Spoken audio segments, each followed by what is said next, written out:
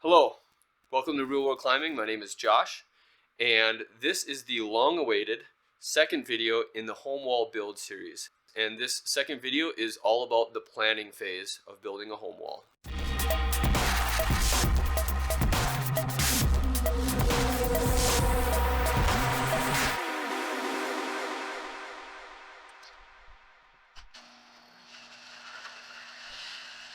So one of the most important things to keep in mind when it comes to building a home wall is your planning that you're going to do for your home wall is going to be custom. It's going to be specific to the space that you have available and to what you want to accomplish. So I want to go through first, before we dig into some of the tools and tips and tricks on how to actually plan out your build.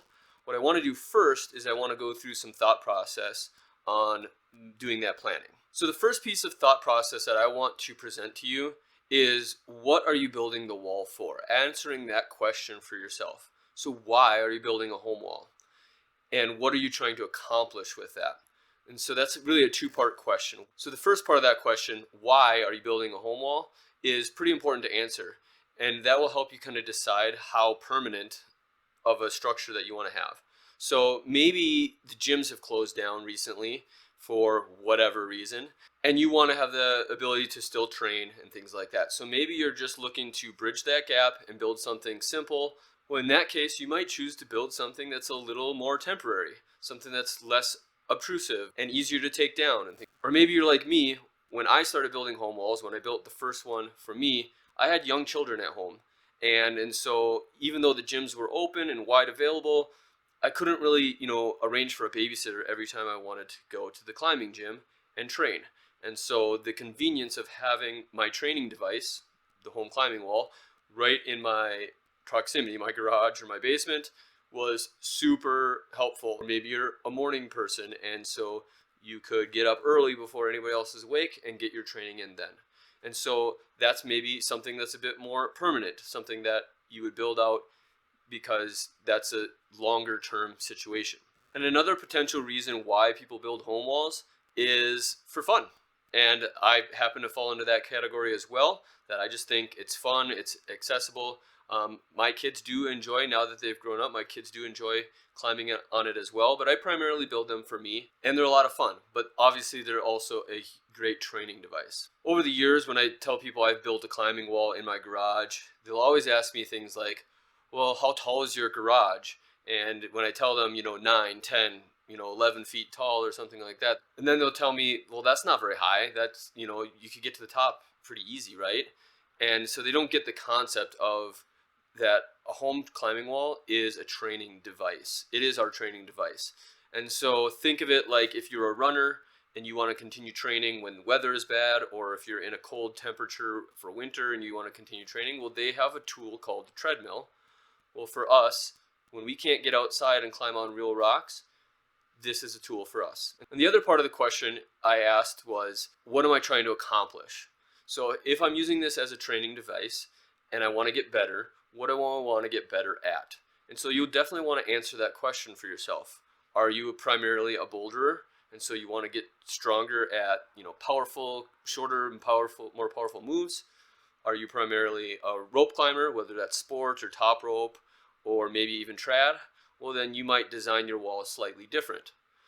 What kind of angles do you want to be really proficient at? And so if you think about the routes that you really want to excel at, whether it's a home crag that's at a specific angle, or, an area that you really like to frequent or travel to, think about those types of rock and types of movement that you want to excel at, and then you can use that information to help you make design decisions, planning decisions in your build. So let's now talk about different locations on where you can build your home wall. And so there's lots of different areas, and they all have pros and cons in my personal opinion. The first one I want to talk about is building your wall outside. So let's talk about some pros about building an outdoor wall. Well, if you build an outdoor wall, usually you have less limitations as far as height and, different width and things like that.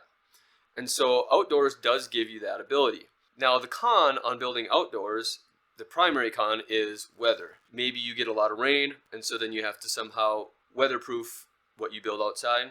I'm from Minnesota, before I moved here to Colorado. And so my primary training season would be winter, and that would be outside when it's unbearably cold and really impossible probably to train out there at the level that I want to do. A second location that you can build a home wall, and I've seen this a lot, is in basements. There's a lot of pros to the building in the basements. In basements, you might already have exposed joists at the top and maybe unfinished basement, and the climate is really well controlled. It's probably dry, it's probably warm enough in the winter and things like that. And it's super accessible. Like literally you could just go downstairs and you're ready to climb. And so I think that that's great. One of the main cons that I see with basements is you're going to have a severe limitation on the height, the ceiling height. And so the vertical gain is going to be your main limitation. And so you may get lucky and have a basement location that might have 8 feet. Higher than 8 is probably pretty rare. I've even seen a lot of basements that are lower than 8 feet, 7.5 or even 7-foot ceilings. On the flip side, I've seen some builds that are done in attic spaces. One of the pros is that a lot of times you'll see that in the build of the attic, there's already some angles and exposed joists that you can build your wall into or work your wall into.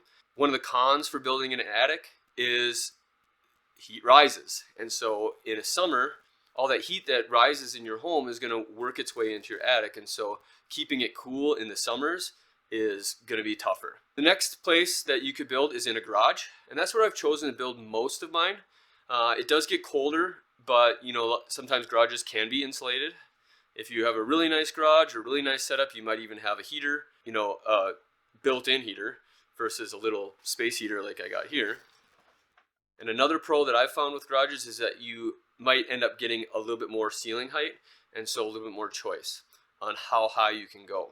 And even if you have a finished garage where there's sheetrock everywhere, usually it's a little bit less faux pas to just screw into through the drywall, and you're not trying to make your garage look pretty like you would maybe the inside of your house. I've also found that garages are pretty fun kind of social spaces, and so leave your garage door open, have your buddies come over, have your friends come over, and then you have a little climbing gathering. One of the downsides to building in a garage is, personally, and this is a personal choice that I believe in, is a garage is meant for parking cars in.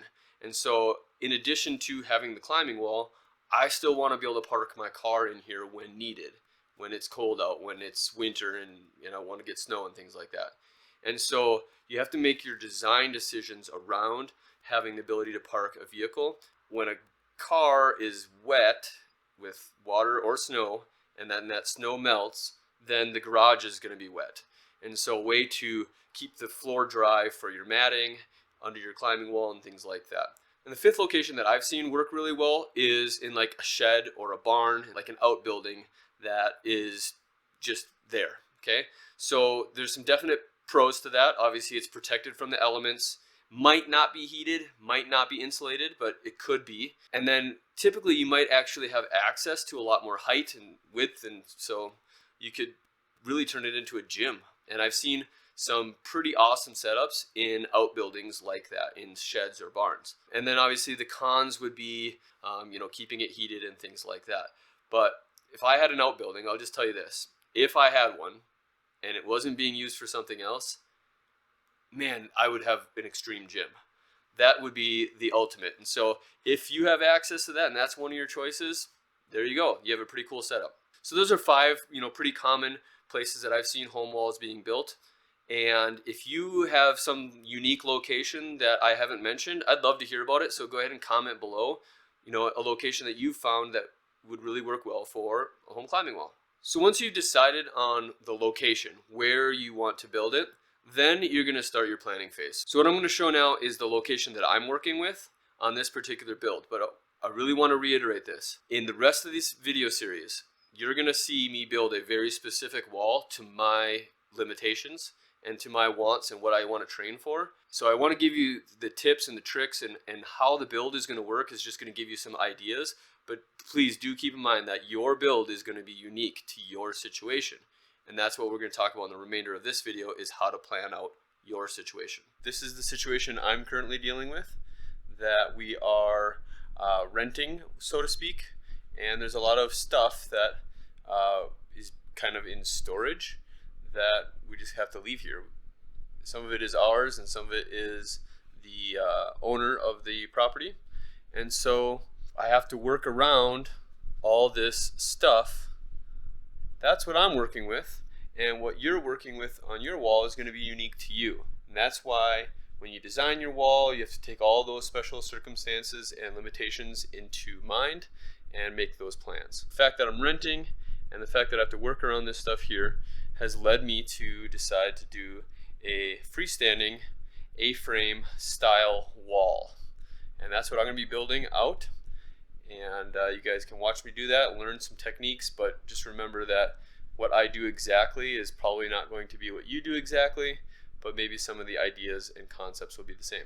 So now that you kind of know the layout of your location, the footprint that you have access to, and another aspect that I really like to talk about, more important than the footprint, you know, what space you have on the floor, is I call it the head print. I don't know if it really is, but if that's really a term. But the head print, you know, the ceiling and the attachment points in the ceiling is another really important thing to keep in mind. What aspects do you need to work around? Do you have a window you need to work around? Do you have, in this case with a garage, do you have to make space for a car to be parked and things like that? In the early planning phase, your measurements can be a little bit loose. I mean, it depends on how many times you want to go back and measure. They always say measure twice, cut once. And so you probably want to go through this multiple times.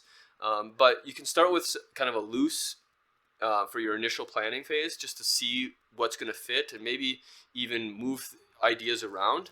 But once you get into the specifics, like you're getting ready to build, then you're going to want to have really accurate measurements. So I do actually like to do my planning phase in those two aspects. One more general, I might say I've got about 10 feet of height, I've got about 12 feet of width here that I can work with.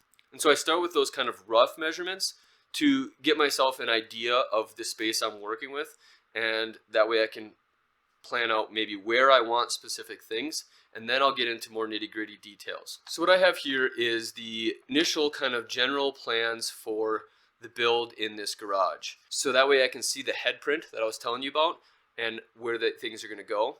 And this is pretty general, not as specific, but that at least gives me the layout. And I may have decided to have, one overhanging angle here and another overhanging angle here. And in this initial planning phase, maybe you move things around and you decide, how can I get the most out of the space I have? It is an art being able to say, this is the space I have, these are the angles that I want to have, or features, and then how can I get the most climbing space out of that? Some of the ways to do these plans, number one, in my opinion, is good old-fashioned graph paper and a pencil. And so for a lot of my initial plans, that's what I do. I'll sketch out, okay, my space is this wide and this deep, and I have this much height to work with. And then I just kind of plan. I know I want a 30-degree angle here. I want a 45-degree angle there. And so if you know the pieces that you want, because you answered the questions we talked about before, then you can move things around and say, well, if I want 30 degrees here, that's going to take up this much of my ceiling space. And so that only leaves me this much over here to do this angle of a wall. So graph paper is probably my number one, and that's what I end up using a lot. But I do think that there are other valuable ways to do your planning. Another way that I've done in the past, long time ago, and it was mostly for fun, mostly for inspiration. Back when I was in college, and I first got hooked on climbing when I was in college, and I was living in the dorms, I had plans for a freestanding wall, just a quick lean-to freestanding wall that I could put in my dorm, and it wouldn't wreck any walls or ceilings or anything like that. And so what I did is I just built a scale model using things I had around my dorm room. So I found some corrugated cardboard and cut my scale model of the 8x8 wall. And so the corrugated cardboard represented my plywood. And then I literally just glued some toothpicks together and used a fingernail clipper to clip it to my lengths of 2x4 that I was going to need for my build. And I used little snip-offs of paper clips to be like bolts that would be going through and holding it together. That was my inspiration. That was a way to have a visual in front of me, and I think a lot of people really like that. But that would be like a physical model, and you can find craft stores and things like that that would have better materials than what I just described. But that's the point, is you can find something and you can build out the model and you can see what's going to fit where. And then a third way that you can actually do your planning and modeling is in 3D using different software. So I like to use SketchUp, and I pretty much just use the free version of SketchUp. You can build it out. Now, I don't go down to the depths. Every single 2x4 is measured and built, which I know people that do that, and it totally works. Personally, I don't really use SketchUp to that level of detail, but what I do use SketchUp for is I use it for visualization in a 3D space. So I'm going to show here a handful of photos of walls that I've designed over the years, whether they're my own personal walls or walls that I've designed for clients in the past. And you can see how you get that 3D feel, and you can see how you get the ability to know your space. And again, I think it's the visual aspect of that is for inspiration. Now in this video, I'm actually not going to go into the SketchUp aspect of it, but what I want to know from you is if that's something that you're interested in. If you're interested in kind of a mini tutorial or seeing a real life scenario on how I model and build in these 3D models, go ahead and comment below if you're interested in episode 2.5, which would be using Google SketchUp to build a 3D model of this climbing wall. So these here are the two different blueprints that I created, and you already kind of saw this top-down view, and then this is a side view. And so I know they're really hard to read on the screen there. So what I'm actually going to do is I'm going to jump into these documents and show you the details and kind of what went on in my planning phase for this climbing wall. So let's go. All right, so here we are now in the top-down view up here on the left side of the screen. As you saw in the video of me working in the space, I have these set of file cabinets that the owner of the townhome has in place, and so I can't really move those, and so that is one of my space limitations. So I've even documented that over here. And then this is also storage of a bunch of our stuff. Since we're only living here temporarily, I put in this, so I didn't really want to move that. And so that leaves me with this space in between, and so I knew I wanted to be able to park a car in there. And so you can see I even did the general measurements of our vehicle and how the doors would open. And so you can see that I've in general done 8 feet wide here and 8 feet wide here, knowing that that's the length of a sheet of plywood, so I can work with a full sheet of plywood on both sides. And so I've designed this to have the ability to have a 15-degree wall over here and a 25-degree wall over here. Another one of the lines that I put in place here, it's a little bit kind of faded here, is this line that's running right here. And that is where the ceiling juts down. And so I wanted to be able to know where that is, because one of my sections here is going to finish at that corner, and then for 2 feet, and then it's going to continue on.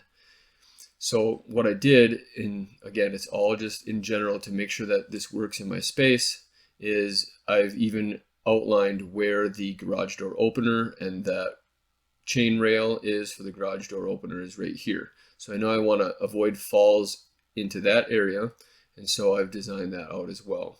And then I started to decide where I wanted studs to go, and so I've got these little boxes here that are indicating where I want the studs to go, and then I have a ceiling portion that's going to go over this 6 feet right here. So I use this top-down view to make sure that things fit in my space, and then I get into detail on it over here on the right hand side. So on the right hand side, I've got the side view and a bunch of other stuff in here. So in the side view, I'll zoom in here for you, I've got how high I've got, and that means I've got my 10 feet of height right here. And then here's my section of those file cabinets. Here's that jut out in the ceiling that I have to work with.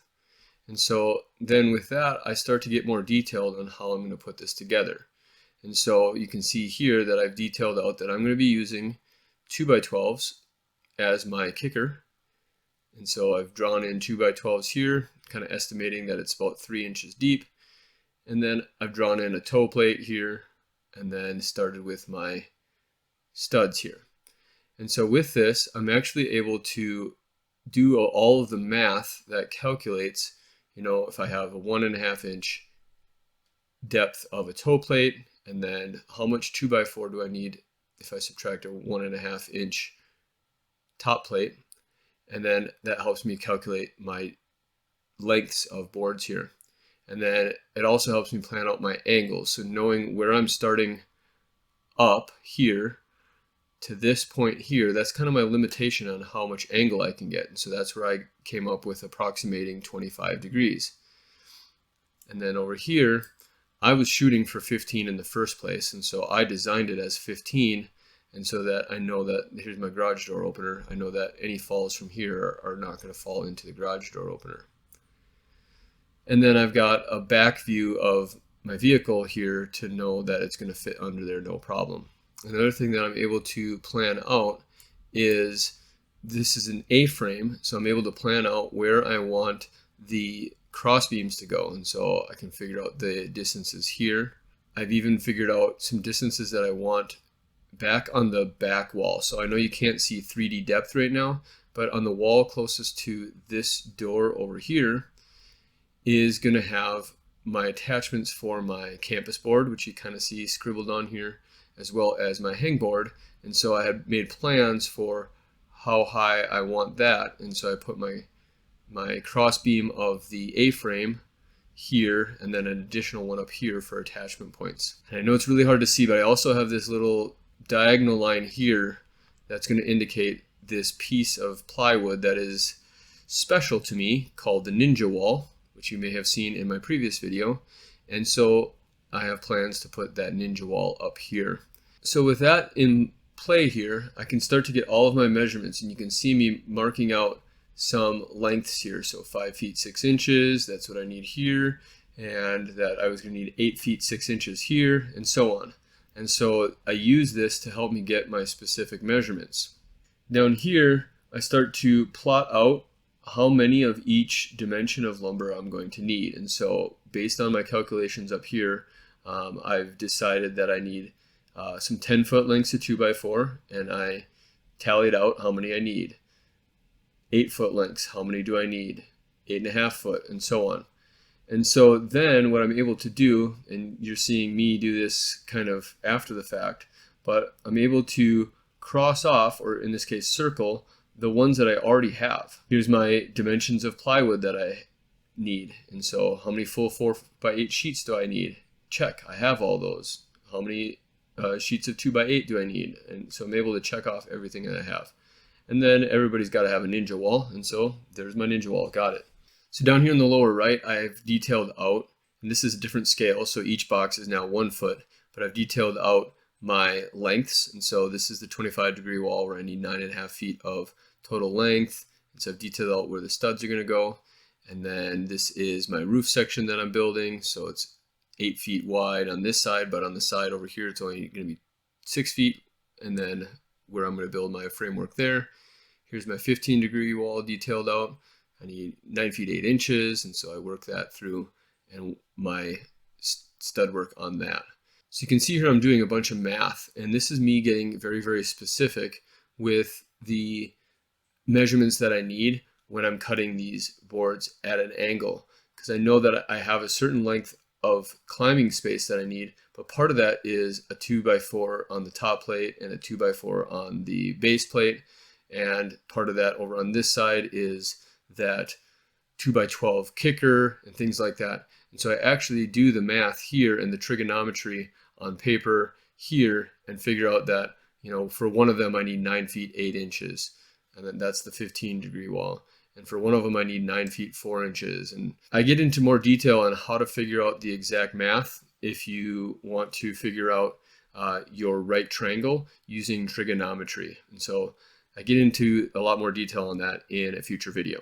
So this is what I'm doing for my space. Obviously, again, your plans are going to be very specific to the space that you have to work with. I just wanted to give you this scenario so you can see how I'm using graph paper to both give me a general view and to do more general planning of I want this here, I want that there, and then move on to more detailed where I'm planning out specific cuts, specific measurements, and even a materials list and things like that. So let's jump back into the garage and we'll talk about materials. So now that you've seen my planning phase and how detailed I got into the graph paper, even to the point of planning out what materials I was going to need, we're ready to get into the build, and that's going to be our next video. But I want to reiterate is, again, these are the dimensions for my specific space. These are the materials that I needed to buy, and I was actually working with recycled materials because I brought a lot of my materials from my Minnesota climbing wall home with me to Colorado, and so I was able to reuse a lot. So with you, when you do your planning, you're going to plan out what you build, and you'll be able to plan out the materials that you're going to need. Maybe you have some of those materials already, maybe you need to buy them all from scratch, and so you'll plan out your materials list, and then you're going to want to obviously go purchase those materials. And it's best obviously to plan and have as much as you think you're going to need and maybe a little bit of a buffer. One thing on the materials that I'll just talk about while I'm on that topic is in this build I ended up reusing a lot of the hardware too, in addition to the wood, which includes a lot of the screws that I ended up using. I made a promise to myself back in Minnesota when I built my last wall with all the some frustrations that I was experiencing with using Phillips head screws, and I made a promise to myself that I would only use Torx screws or the star bits if you've seen them in the future, but I ended up wanting to reuse a lot of those materials, and so that is one of the things that I do regret. And if you can afford to upgrade to the star bits on your screws, I would absolutely recommend that. That's one material that I think will save you so much headaches and frustration. So quick little tip on that. So in the next episode we are going to start building, and so when that video is up you'll see it here. I also want to hear from you in the comments if you are interested in episode 2.5, where I would go into the 3D modeling with SketchUp. And if you are new here and you're getting value out of this, I would love it if you click the chains on the subscribe button. And that way I can see you in future videos.